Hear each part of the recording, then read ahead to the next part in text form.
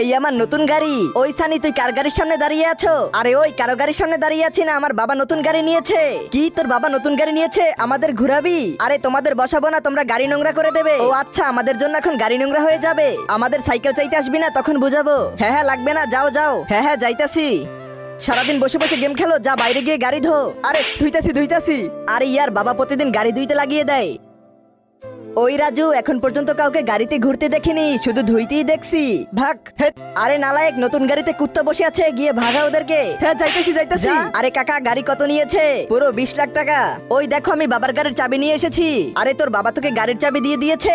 আজকে দেখবো শয়তানকে হারিয়ে কে কে আল্লাহকে ভালোবাসে। যারা আল্লাহকে ভালোবাসে তারা ভিডিওতে একটি লাইক আর চ্যানেলটিকে সাবস্ক্রাইব করে দাও। শয়তানকে ভালোবাসলে লাইক সাবস্ক্রাইব কিছুই করতে হবে না, আর কমেন্টে আল্লাহু আকবার লিখে যাও।